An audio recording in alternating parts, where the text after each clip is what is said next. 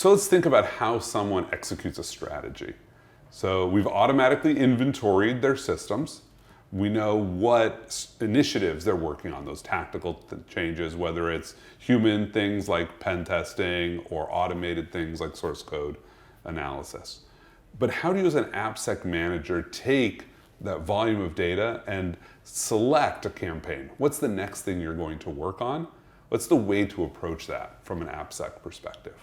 So I think some of these I've learned executing this, and some of this I learned from managers that explained this to me. I think that one of the biggest lessons was something that you just mentioned in the beginning of our conversation today, and it's to slice the cake into the places where you are going to be invested and the places where you are not going to be invested. So just choose this very limited scope you are going to focus on. And this is something that as a security professional, as someone that is actually hands-on doing security tests and delivering advice on how to fix, very hard to make this decision. Because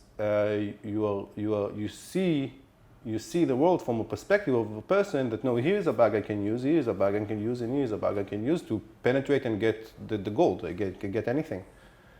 But it's impractical for an organization to plan this way because simply there are not enough resources. You have 100 developers for every application security professional. This is a common percentage around the globe. And a positive one, so many companies don't even have this, and you cannot come up with a plan that says you're going to do 100 times your capacity. It's impossible. So the main and most important thing is first step would be to choose. For this, you need an inventory full with everything and the ability to classify the different kind of assets to choose.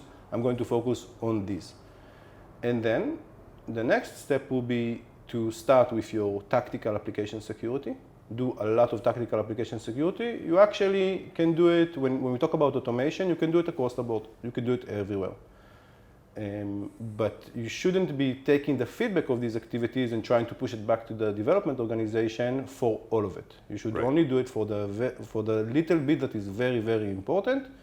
And also, if you are just starting, it doesn't matter if you are starting because you are a startup that just started with everything, including security, or you are a business that has been around for a while and you already have a lot of digital services, but you're just now starting application security you already have an existing organizational culture.